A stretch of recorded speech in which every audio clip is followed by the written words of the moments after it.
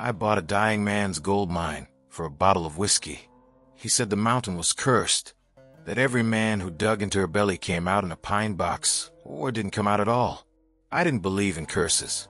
I believed in greed.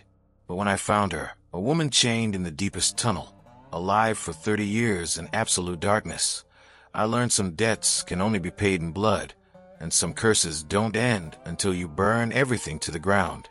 These lands know pain better than joy. Every mark in the sand tells a story, but folks rarely listen. I saw this tale with my own eyes, like the crackle of a fire at night. The shadows of the past don't leave. You'd best listen close. Out here, it's the only way to survive. The town of Bitter Springs sat in the shadow of Iron Maiden Mountain like a guilty conscience. It wasn't the kind of place you found on purpose. You stumbled into it when every other road had closed, when your luck had run so thin you could see daylight through it. The buildings leaned against each other like drunks after last call, their paint peeled away by wind that never stopped howling down from the peaks. The saloon's sign creaked on rusted chains, and the general store's windows were so caked with dust you couldn't tell if anyone was inside or if it was just another tomb. I rode in on a November afternoon when the sky looked like hammered iron. My horse, a gray mare I'd won in a card game in Santa Fe, picked her way through the rutted main street with the caution of an animal that knew bad luck when she smelled it. The few people I saw moved like shadows, quick and furtive, disappearing into doorways before I could get a good look at their faces. That should have been my first warning. In towns like this, people either want something from you or want you gone. There's no middle ground. The saloon was called the Broken Promise, which seemed about right. Inside, it smelled of spilled whiskey, sawdust, and the particular sourness of men who'd given up washing. A dozen pairs of eyes turned toward me when I pushed through the doors, measuring, calculating. I'd been measured before. I walked to the bar with the kind of confidence you either earn or fake until someone calls your bluff. The bartender was a skeleton wrapped in skin. His eyes sunk so deep in his skull, they looked like they were trying to hide. "Whiskey?" I said, laying a coin on the bar. "The real kind, not whatever rocket you're watering down for the miners." He poured without comment, and I drank without pleasure.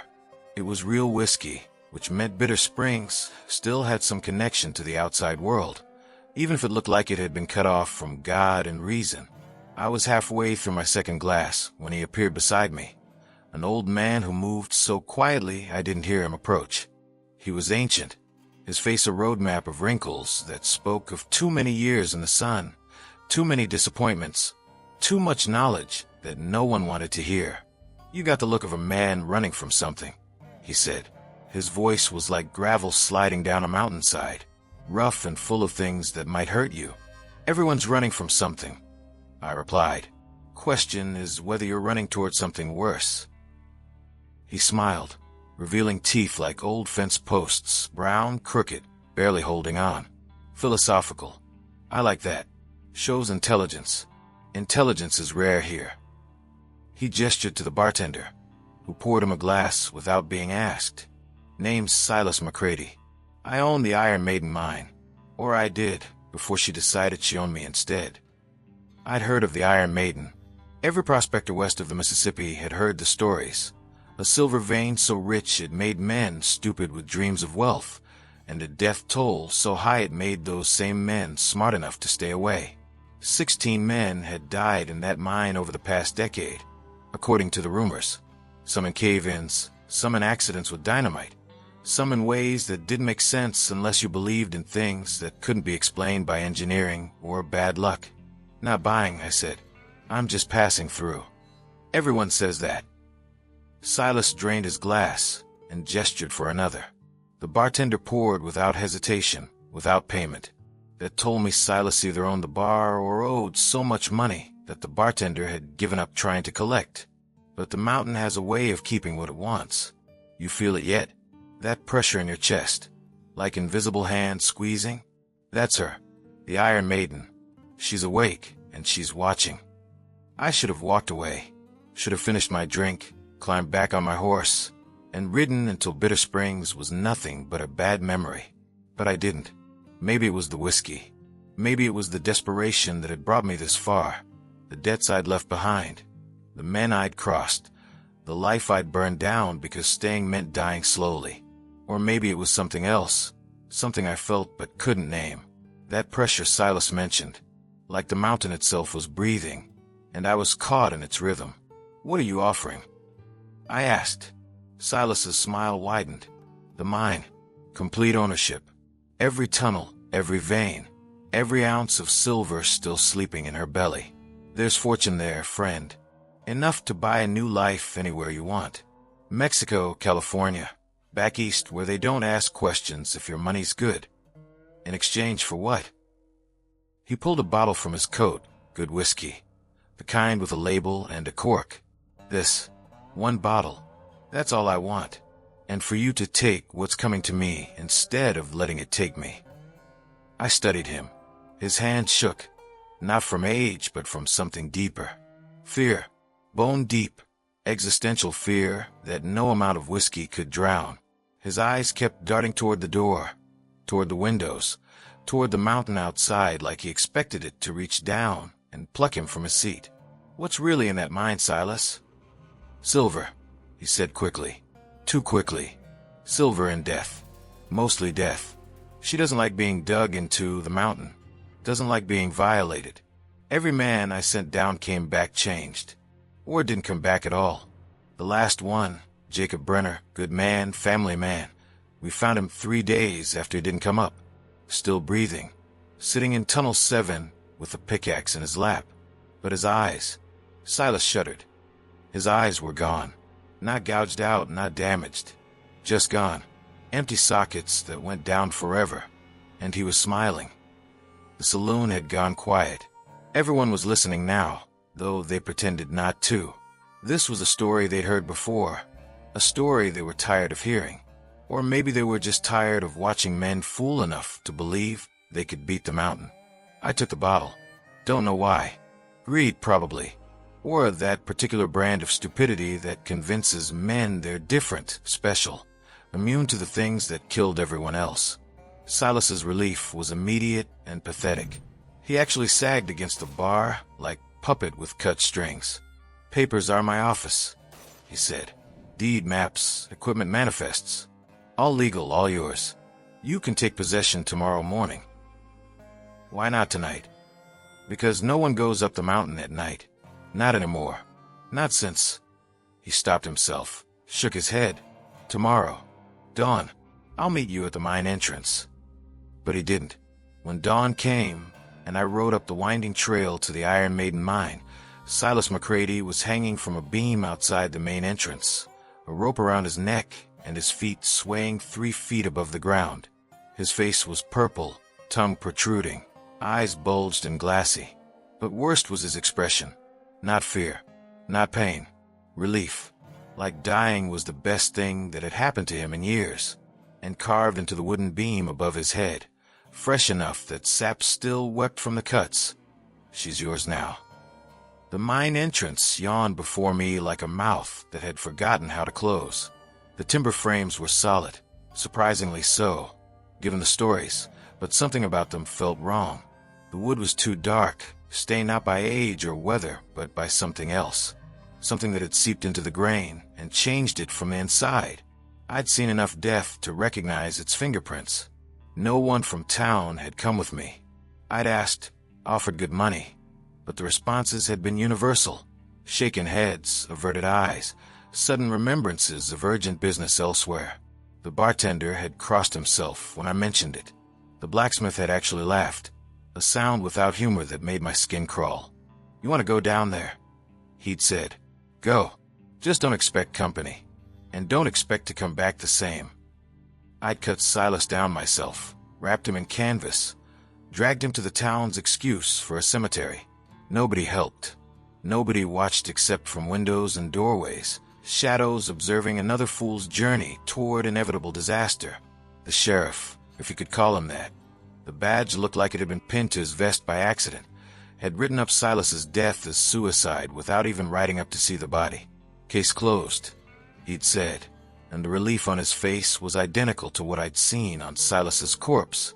Now I stood alone at the mine entrance with my lantern, my rifle, and my rapidly eroding confidence. The morning sun didn't penetrate far into the tunnel, just painted the first 10 feet in weak light that seemed reluctant to commit.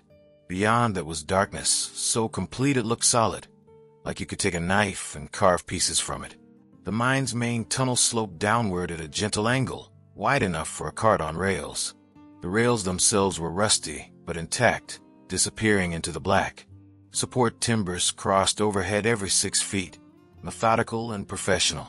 Whoever had dug the Iron Maiden knew what they were doing from an engineering standpoint. But engineering couldn't explain the smell that drifted up from below.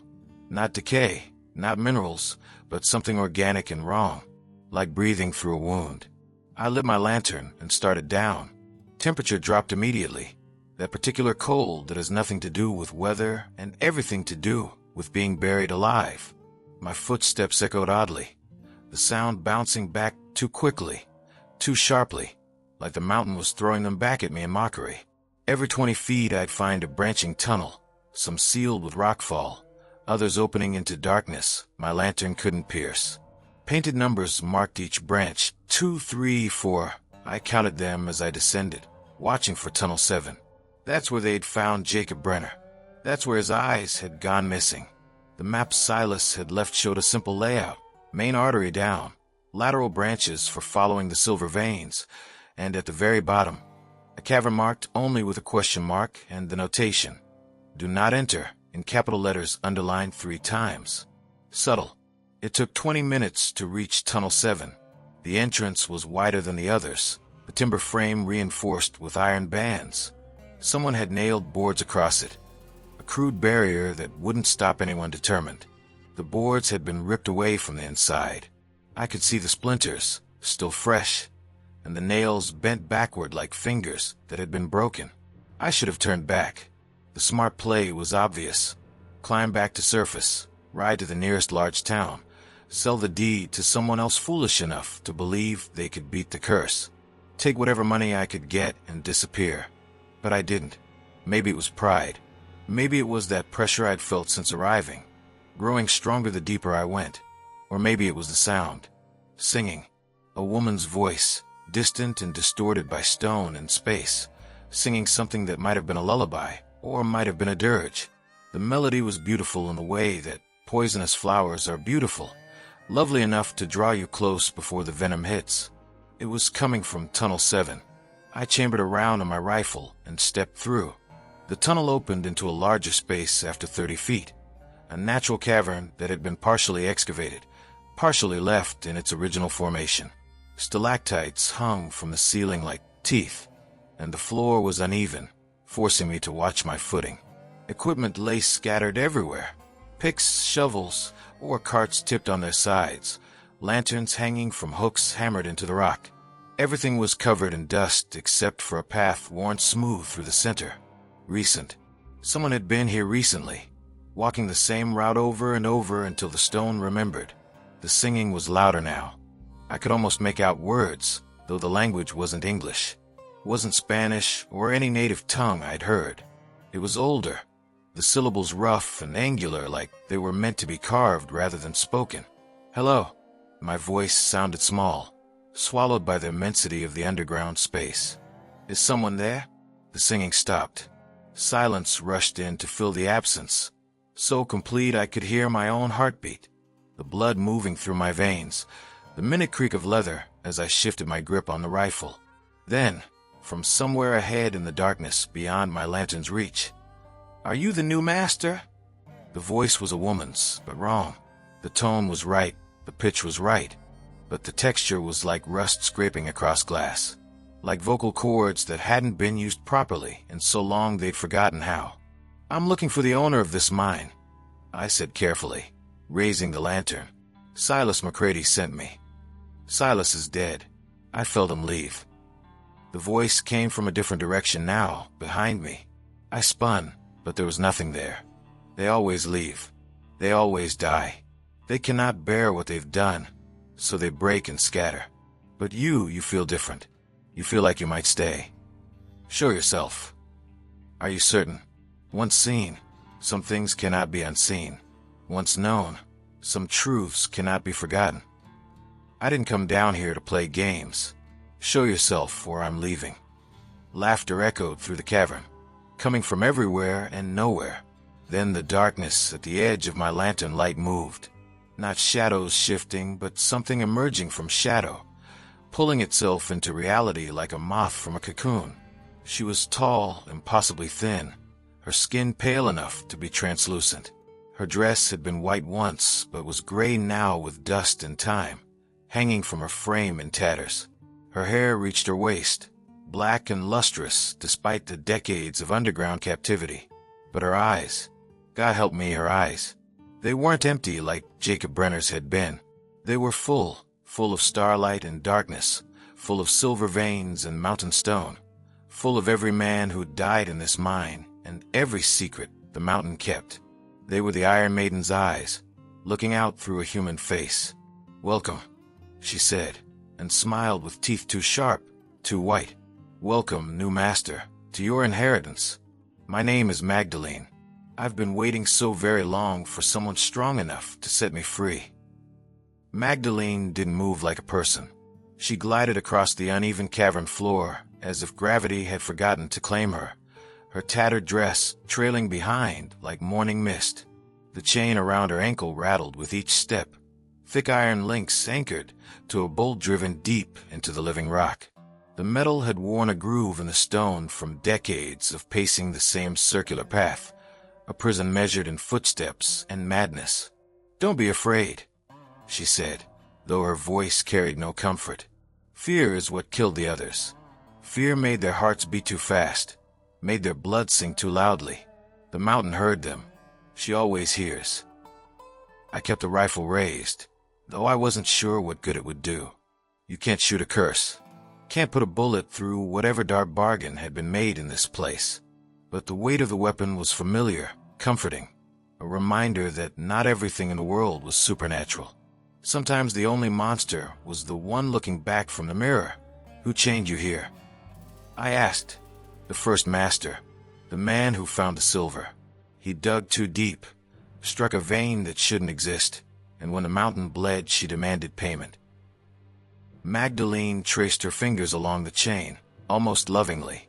"He offered me, his daughter, his only child, promised I would serve the mountain's hunger so the silver would flow freely. And it has, hasn't it? For 30 years, the Iron Maiden has made men rich." 30 years. My throat was dry. "You've been down here for 30 years? Time moves differently in the dark. Sometimes it's been minutes, sometimes centuries. The mountain breathes, and I breathe with her. We've become intimate." She tilted her head, studying me with those impossible eyes. "You're wondering if I'm real or if the isolation has driven me mad. The answer is both. I'm real enough to bleed, mad enough to sing, and hungry enough to eat you if you're foolish enough to let me." I should have run. Every instinct screamed at me to turn around, climb back to the surface, keep riding until Bitter Springs was a memory and the Iron Maiden was someone else's nightmare. But something held me there. Maybe it was her eyes. Despite their strangeness, I saw intelligence in them. Pain. A desperate, furious will to survive that I recognized because I carried the same thing. "The others who died," I said. "Did you kill them?" "No. The mountain killed them. I tried to warn them, but they wouldn't listen. They saw me as a ghost, a hallucination, something to be conquered or ignored. They dug deeper, opened tunnels they shouldn't have touched, and the mountain claimed its price." She moved closer, close enough that I could see her face clearly in the lantern light. She'd been beautiful once. Might still be beautiful if you look past the wrong angles of her features, the too sharp teeth, the eyes that reflected light like an animal's. But you're asking questions. You're listening. That's different. What do you want? Freedom. The word was simple, but the weight behind it was tremendous. Break my chain. Let me walk under open sky again. In return, the mine is yours with no curse, no deaths, no price to pay except the one already paid. And if I refuse? Her smile was all teeth. Then you join the others. Not immediately. The mountain is patient. but she'll wear you down. Pick at the edges of your sanity until you're hollow. You'll dig and dig, following veins that lead nowhere, finding silver that turns to dust in your hands. One day you'll put a rope around your neck like Silas did, grateful for the release. Or maybe you'll take a pickaxe to your own eyes like Jacob Brenner, desperate to stop seeing what the darkness shows you. I studied the chain. The bolt looked old, rusted, but the mechanism was still solid. I'd need tools, time, and answers. Why should I trust you? Because I'm the only honest thing in this mountain. Magdalene sat down on a boulder, the chain pooling around her feet like a metal snake. The silver lies. It promises wealth and delivers death. The darkness lies. It whispers that you're safe, that you're in control, that you can leave whenever you want. But I don't lie. I can't afford to. Lies are for people with options, and I've been out of options for 3 decades. She had a point. Nothing about her screamed trustworthy, but at least her motivations were clear. And despite the wrongness of her appearance, despite the predatory grace of her movements, I didn't sense malice. Hunger, yes. Desperation, absolutely. But not the casual cruelty of something that killed for pleasure. Tell me about the first master, I said, holstering the rifle but keeping my hand near the pistol. Your father. His name was Ezekiel Payne. He was a dreamer who found reality too expensive. Her voice went flat, empty. We came west with nothing, me. Him. My mother who died on the trail somewhere in Kansas. He promised me a better life. Promised we'd be rich, respected, that I'd wear dresses made of silk and marry a gentleman. Then he found this place, started digging, and found her. Her, the mountain's heart, the source of the silver. It's not a vein, not really. It's alive, growing, pulsing, bleeding precious metal like sweat. He touched it, and it showed him things. Wonderful, terrible things. How to be rich, how to be powerful, what he'd have to sacrifice to make it real. Magdalene's hands clenched into fists. I woke up in chains. He was crying, apologizing, saying he had no choice, that the mountain demanded to keep her, someone to tend her heart and make sure she kept bleeding silver. He left me here with enough food and water for a week, said he'd come back for me once he had enough money to break the curse. But he never came back. He died. Oh, he got rich. Built a mansion in Denver, married some society woman, had other children who never knew about me. The mountain kept bleeding silver, and wagons carried it out by the ton. He got everything he wanted. Her eyes blazed with an anger that had been burning for 3 decades. But guilt eats deeper than any acid.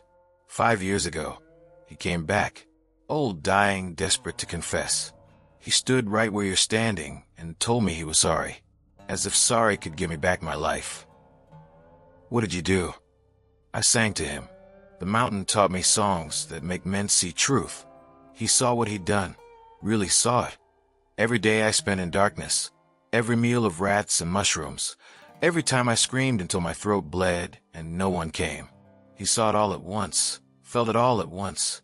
His heart stopped right there. She pointed to a darker patch on the cavern floor. They dragged his body out, ruled it natural causes, and the mine passed to Silas McCready, who was too weak to even look at me before he ran. I pulled out my flask, took a long drink. The whiskey helped, though not enough. Let me get this straight. Your father chained you here as payment for magic silver. You've been trapped for 30 years. Every owner since has either gone mad or killed themselves. And you expect me to free you because you're different. She stood again, moving so close I could smell her. Earth and stone, and something floral beneath it, like roses crushed under rock. You're not here for the silver. You're here because you're running, and you know a trap when you see one. You know what it's like to be used and discarded. I can see it in your eyes, the same emptiness that lives in mine. She was right. I had been used, discarded, left for dead by people I trusted. The betrayal that had brought me this far west, running from debts and enemies, had carved something essential out of me. Looking at Magdalene was like looking at a mirror that showed futures instead of reflections. If I free you, I said slowly, what happens to the silver? It stops. The mountain's heart closes.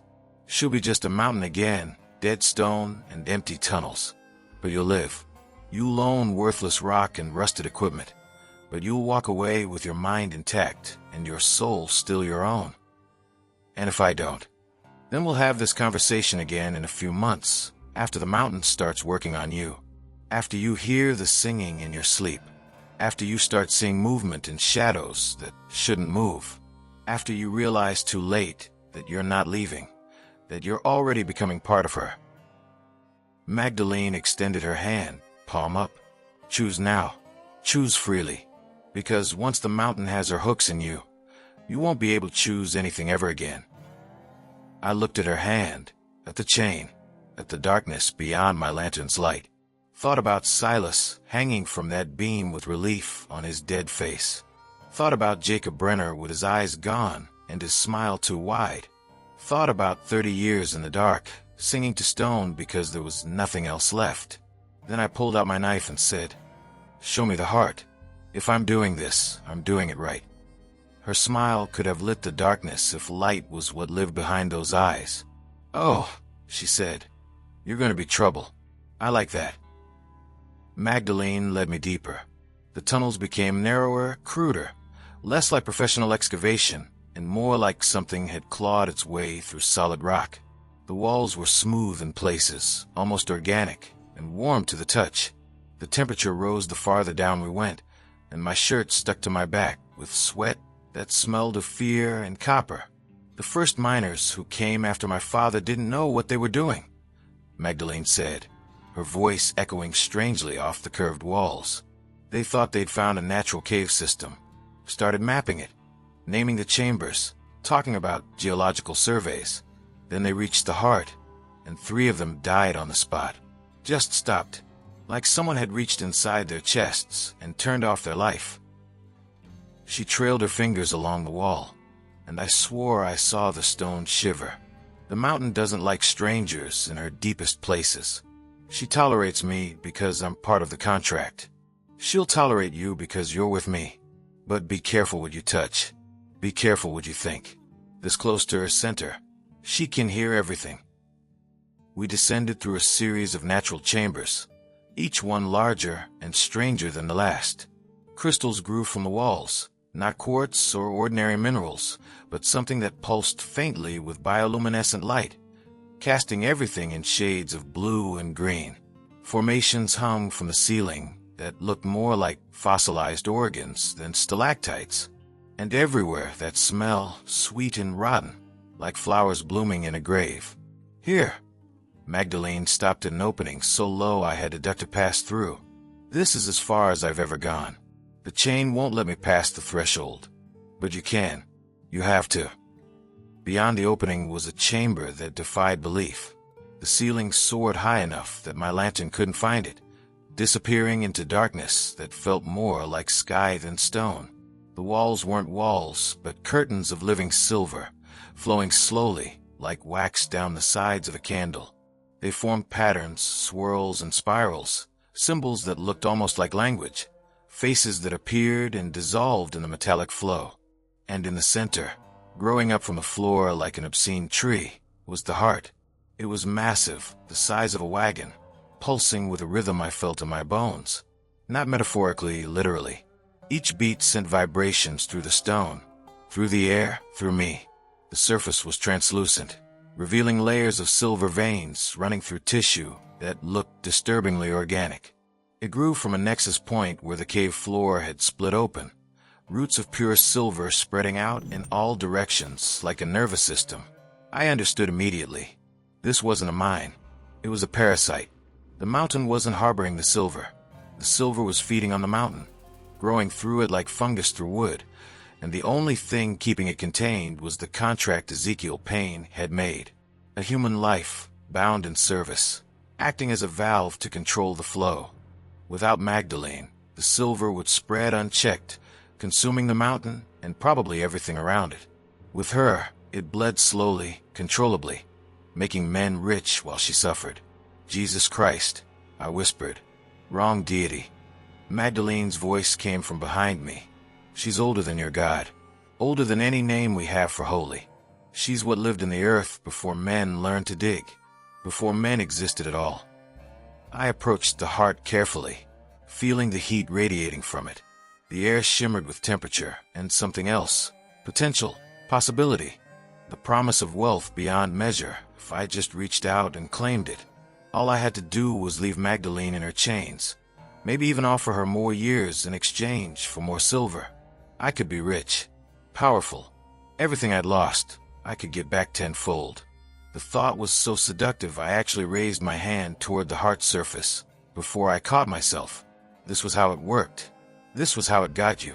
The mountain didn't force you to be evil. It just made evil seem reasonable, profitable, justified. It whispered that sacrifice was necessary for success, that some people were worth more than others, that power came to those willing to pay any price except their own. "Stop," Magdalene said sharply. "Don't touch it directly. Use iron. Only iron keeps the contract contained." I pulled back, shaking. My thoughts felt clearer immediately, like surfacing from deep water. How do I break it? The bolt that holds my chain is driven through the heart's primary root. You have to remove it. But the moment you do, the contract ends. The mountain will wake fully, and she'll be. Magdalene paused, searching for words. Imagine a river that's been dammed for 30 years suddenly breaking free. That's what will happen. She'll flood through every tunnel, reclaim every ounce of silver that was taken, and anyone still inside will die, immediately and creatively. She handed me a chisel from somewhere in her dress. Where she'd been keeping it, I didn't want to know. "This is iron for my chain. Pieces break off sometimes. It's the only metal that can cut the root without triggering a defensive response. You'll have one chance. Hit the right spot, break the connection, and run. We'll have maybe 5 minutes to reach the surface before the mountain closes in." I took the chisel. It was cold, colder than any metal should be, and heavier. "And you? My chain will break when the contract does. I'll be right behind you." Her hand touched my shoulder, the first time she'd made physical contact. Her skin was fever hot. "Thank you, whether this works or not. Thank you for seeing me as human." I wanted to say something profound, something that matched the moment's weight, but all I managed was, "Let's not die." The root was exactly where she'd said, a thick cord of silver growing through the stone, wrapped around an iron bolt that had been driven so deep it might as well have been part of the mountain's skeleton. I positioned the chisel, raised the hammer I'd brought from Silas's equipment, and prayed to whatever god or gods might give a damn about fools in dark places. The first strike rang like a bell, echoing through the chamber. The heart convulsed, and the silver on the walls flowed faster. Second strike. The root split slightly, leaking something that wasn't blood but served the same purpose.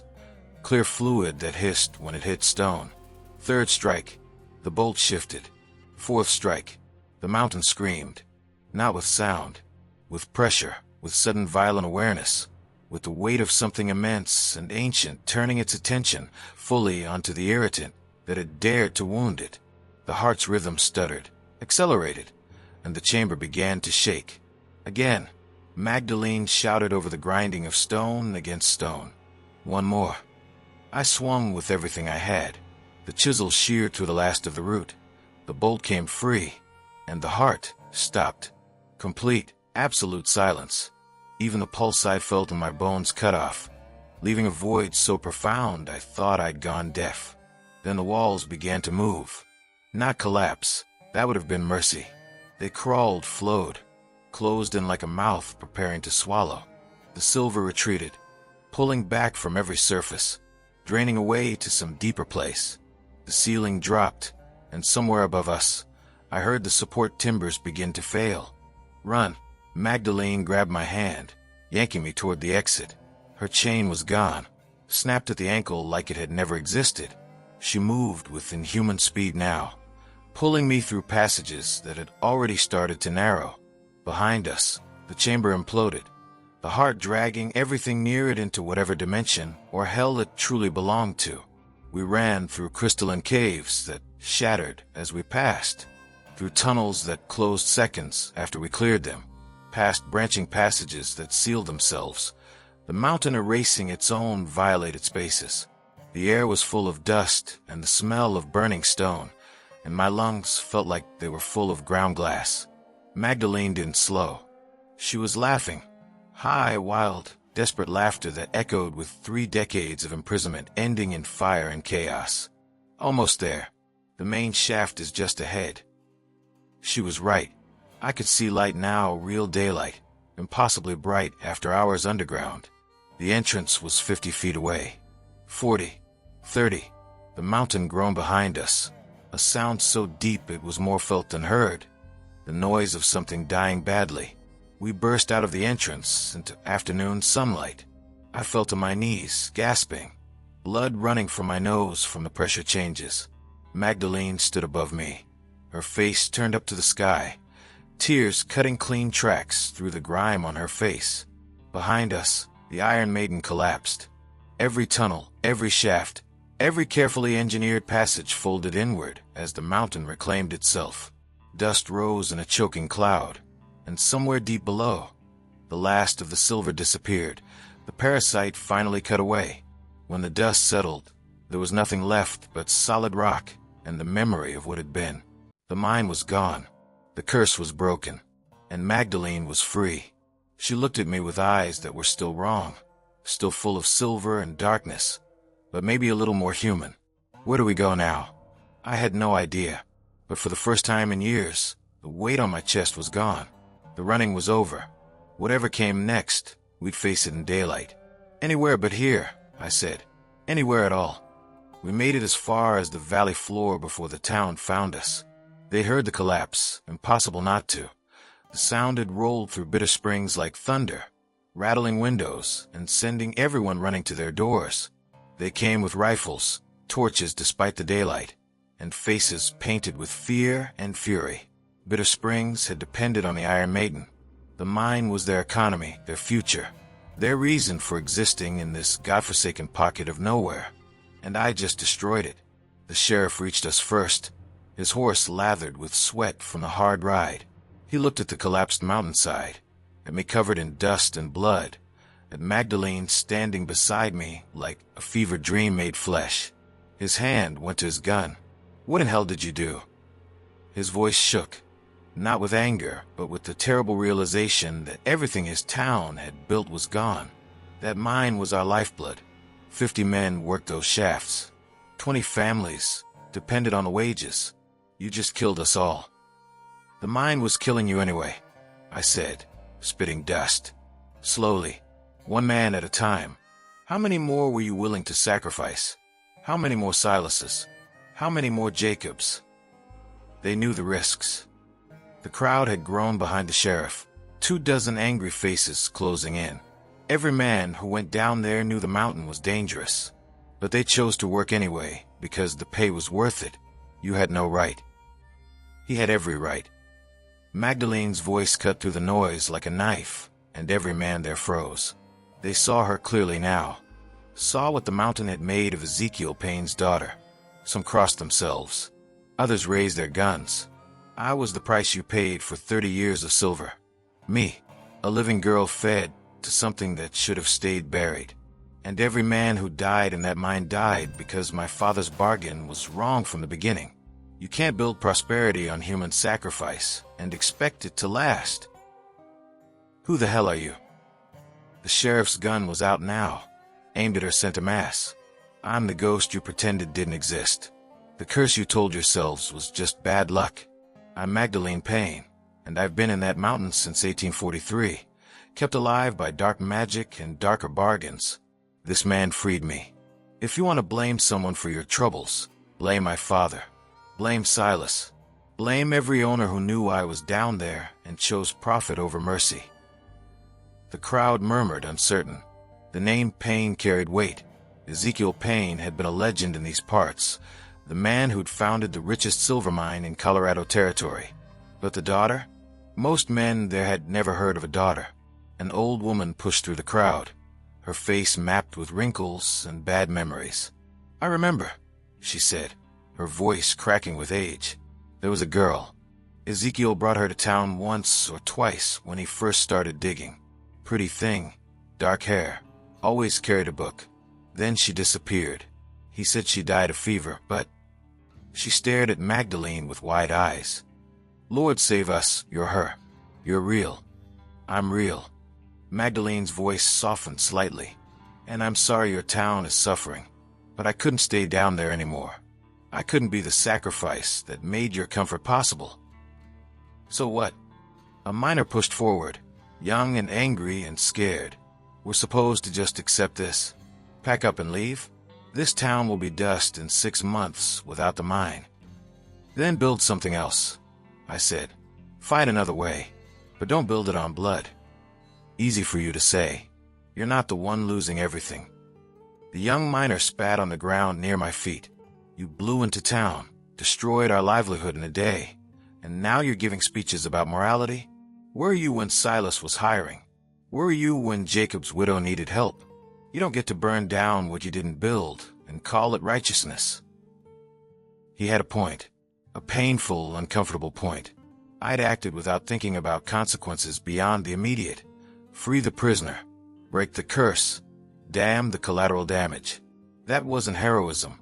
That was selfishness dressed in noble intentions. But then Magdalene spoke again. The mountain isn't empty. Every eye turned to her. The silver's gone, yes. The heart is dead. But there's something else down there, deeper than we went. I felt it during the collapse. Chambers I never reached. Spaces the silver never touched. Gold, maybe. Copper. Something. She looked at the crowd, at their desperate faces. The Iron Maiden mine is finished. But the Iron Maiden mountain still has secrets. They just won't cost anyone their soul to find them. It was a thin hope. Prospecting was expensive, dangerous, and mostly ended in failure. But it was hope, and desperate people will clutch at thinner threads than that.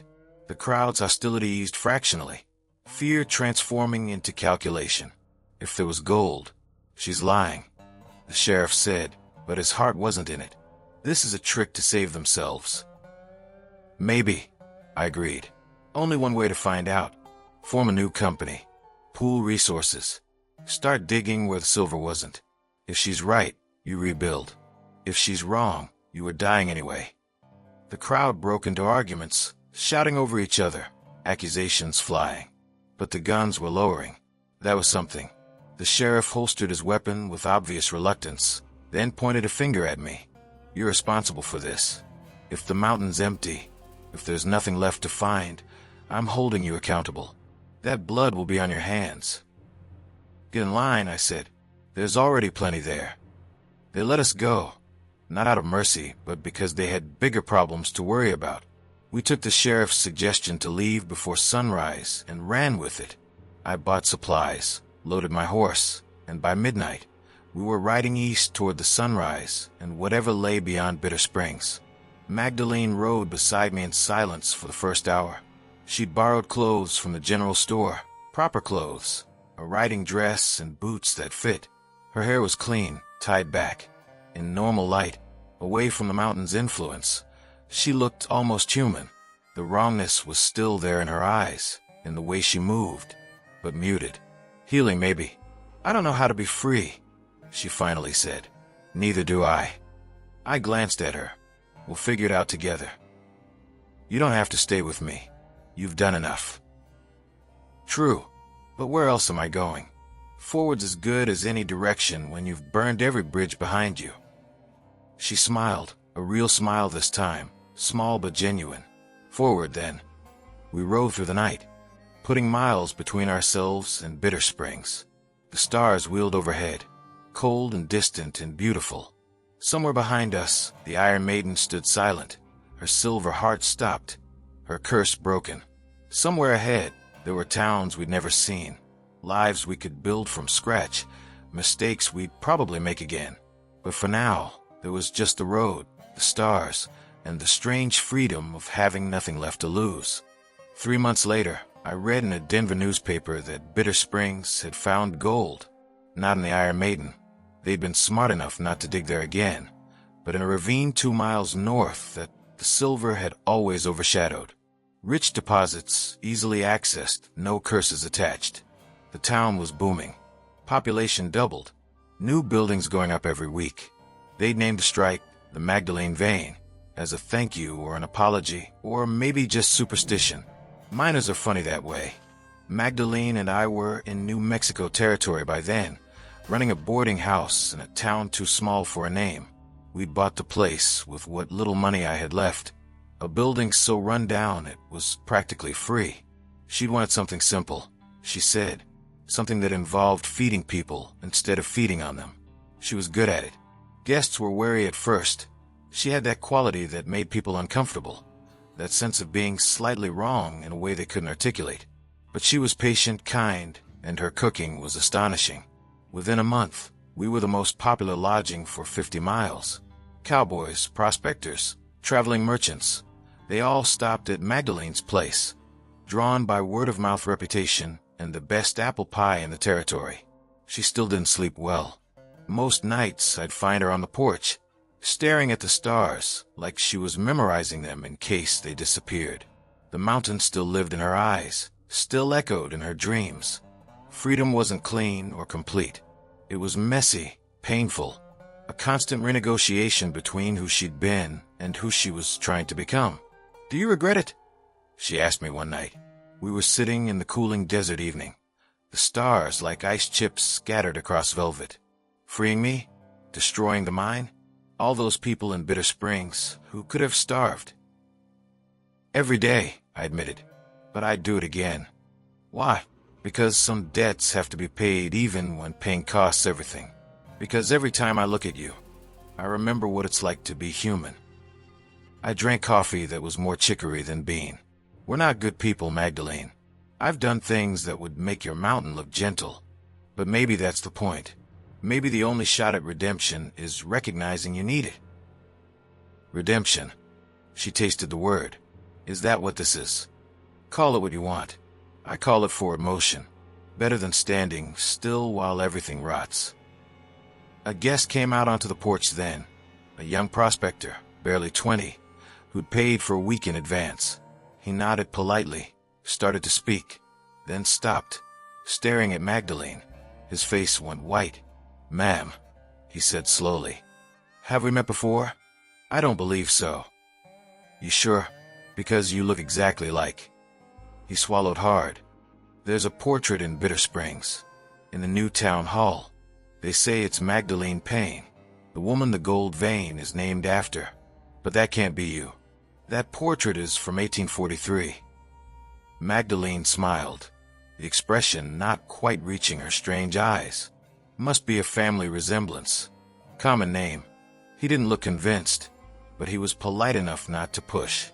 He went back inside, though I saw him glance back twice, doubt and recognition warring on his face. "That'll keep happening," I said. "I know." She wasn't bothered. Let them wonder. Let them tell stories. Maybe in those stories, I'll become something useful. A cautionary tale. A ghost that reminds people not to dig too deep or bargain too rashly. Better that than forgotten. You could never be forgotten. Neither could you. She touched my hand briefly. We're both ghosts in our own way, haunting ourselves more than any place. She was right. I still saw the faces of men I'd wronged, debts unpaid, betrayals that had led me west. The Iron Maiden hadn't been my first sin or my last, but it had been a turning point, a moment where I'd chosen someone else's freedom over my own profit. That had to count for something, didn't it? A year later, I heard the Iron Maiden had collapsed completely. The entire mountainside came down in a landslide during spring thaw, burying the last traces of tunnel and shaft and the dark heart that had fed on human sacrifice. They said it was natural, just geology doing what geology does. But the old woman who'd remembered Magdalene wrote a letter, found its way to me somehow. That disagreed. The mountain remembered. She wrote in shaky script. She remembered what was taken and what was given. She remembered her heart being cut out. And when she was ready, she covered her shame and went to sleep. Let her rest. Let her forget. Some curses are broken not by heroes, but by time and the mercy of letting go. I never showed Magdalene the letter. She had enough ghosts without adding one more. Instead, I folded it carefully and buried it in the yard behind our boarding house, deep enough that no one would dig it up by accident. Let the mountain rest. Let the past stay buried. Because here's what I learned in that mine, in that darkness, staring at a heart that pulsed with stolen life. Some treasures aren't worth the price. Some bargains are poison wrapped in gold. And freedom, real freedom, isn't about escaping your chains. It's about choosing not to chain anyone else. Magdalene never went back to Bitter Springs, never visited the vein named in her honor or saw the prosperity that rose from her suffering. She had her boarding house, her garden, her apple pies that made grown men weep with memory. She had stars she could see every night, and air that didn't taste of stone. And she had me, a man with more regrets than money, more past than future, but enough stubborn hope to keep moving forward. We weren't heroes. We weren't even good people. But we were free, and we paid for that freedom in silver and stone and 3 decades of darkness. The mountain remembers, but so do we. And our memories, painful as they are, remind us that some debts can be paid, some curses can be broken, and sometimes, when you reach into hell and pull someone out, you save yourself in the process. That has to be enough, because it's all we've got. The end. See you around, my friend. I've got another story for you.